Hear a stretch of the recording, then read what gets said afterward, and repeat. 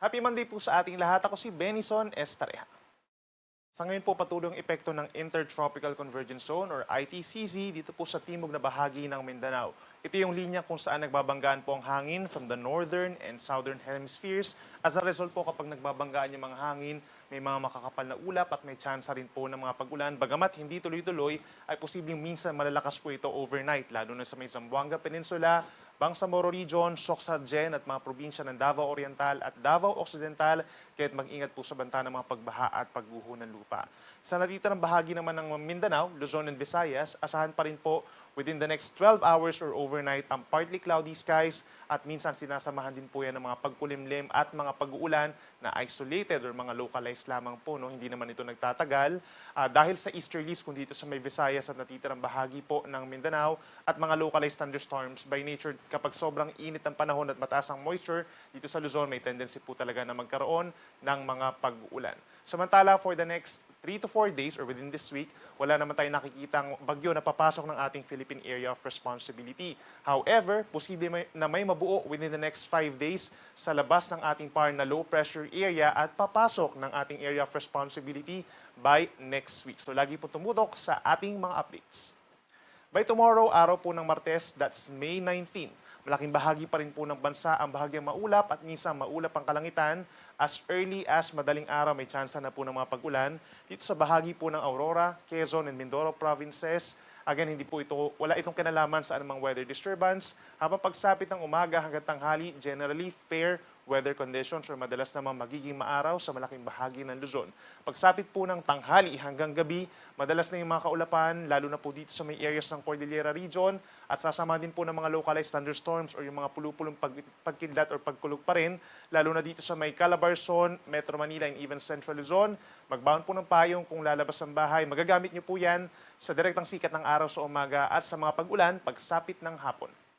Temperatura natin sa Metro Manila mula 25 hanggang 34 degrees Celsius. Sa may Baguio City naman, malamig pa rin po from 17 to 25 degrees. At sa may Tuguegarao, mananatiling mataas ang air temperature hanggang 37 degrees Celsius.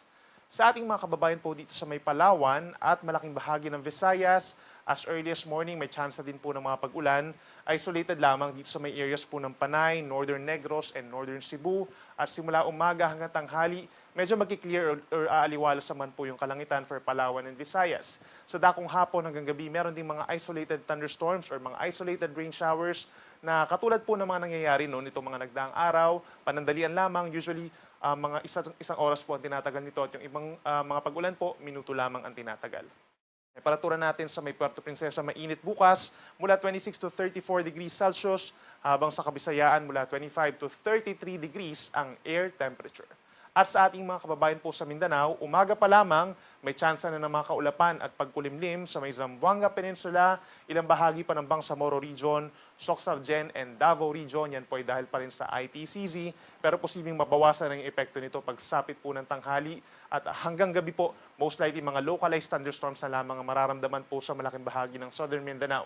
Habang dito naman sa northern portion, itong Northern Mindanao and Caraga Region, asahan naman sa morning hanggang sa hapon, bahagyang maulap at minsan maulap ang kalangitan. At sa dakong hapon, kumukulimlim na rin po or madalas na ang kaulapan at sasamahan din ang mga pag-ulan at pagkidlat, pagkulog. Inuulit natin, magbaon po ng payong, malaking bagay po yan para makaiwas sa minsan malalakas po ng mga pag-ulan at thunderstorms. At kapag sumisikat ang araw, magagamit din po natin yan dito sa may parting Visayas at northern portion of Mindanao. Temperatura natin sa may Zamboanga City hanggang 33 degrees, habang sa may Davao City hanggang 32 degrees Celsius. Ngayon po, sa susunod pa na 3 araw, wala tayong nakikitang gale warning or pagtataas ng mga sea travel suspensions, no, yung pagbabawalan po natin yung ating mga kababayan sa paglalayag, wala naman po tayong dapat ipangamba. Generally, slight to moderate seas sa malaking baybayin po ng ating bansa, nasa kalahati hanggang 1 metro ang taas sa mga pag-alon. Pero kapag may mga thunderstorms o yung mga saglit na pag-ulan at pagkidlat, pagkulog, posibleng lumakas yung mga pag-alon hanggang halos 2 metro po, lalo na dito sa may Northern Luzon at ilang bahagi pa po ng Caraga and Zamboanga Peninsula. Para naman po sa lagay ng ating panahon, simula po sa Miyerkules hanggang sa Biyernes, that's May 20 to 22, halos magkakatulad pa rin po na weather conditions yung ating mararamdaman. Kasalukuyan nasa transition period po tayo or panahon sa pagitan po ng panahon ng tag-init or dry season at saka yung wet season or tag-ulan. So patungo na po tayo sa wet season at ito na nga po yung senyales, no? Yung mas madalas na mga thunderstorms, lalo na po sa dakong hapon hanggang gabi. At sa ating mga kababayan po sa Luzon, mas mararamdaman na nga po natin yung balancing init ng panahon sa umaga at yung mga pag-ulan pagsapit po ng hapon at yung ilang mga lugar po, no, kapag sobrang lakas ng mga pag-ulan or kahit saglit lamang ito, kapag malakas ang pag-ulan, posible po ito mag-cause ng mga paminsan-minsang mga pagbaha at pagguho ng lupa. So lagi pong magantabay sa ating mga thunderstorm advisories or even paminsan-minsan mga rainfall advisories. Ang iiral po na weather system natin, easterlies o yung hangin nagmumula po sa may Pacific Ocean. Madalas ang mga pag-ulan dito sa may Cordillera region, sa may areas po gaya ng Aurora, Quezon, Bicol region, at maging sa Marinduque, Romblon, and Mindoro provinces. Temperatura natin sa Metro Manila, may kainitan pa rin po, no? Posibleng umabot sa 36 degrees. Pagsapit ng Thursday, malamig pa rin sa Baguio from 18 to 26 degrees. Habang dito sa may Legazpi, pinakamainit sa araw po ng Wednesday at 34 degrees Celsius sa tanghali. Sa ating mga kababayan po sa Visayas, halos katulad din po na weather conditions as Luzon. Bahagyang maulap hanggang kumisan maulap ang kalangitan, umaga hanggang early afternoon at sa dakong hapon hanggang sa madaling araw. Madalas po na magiging maulap at may tsansa pa rin ng mga pulupulong pag-ulan or pagkidlat, pagkulog. Temperatura natin sa Metro Cebu, 27 to 33 degrees, gayon din sa may Tacloban, pero pinakamainit sa may Eastern Visayas pagsapit po ng Friday sa Iloilo, mula 25 to 33 degrees Celsius.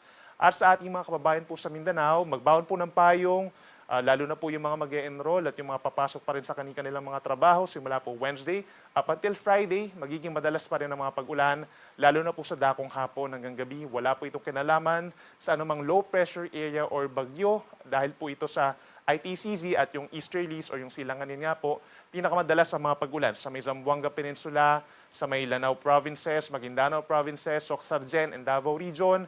The rest of Mindanao, partly cloudy to cloudy skies at may tsansa din po ng mga pulupulong pag-ulan ngayong papalapit na nga tayo sa panahon ng tag-ulan. Ang ating sunset ay 6:70 ng gabi mamaya at ang sunrise bukas 5:28 ng umaga. Yung mga latest mula dito sa Weather Forecasting Center ng Pag-asa, ako muli si Benison Estareha. Mag-ingat po tayo.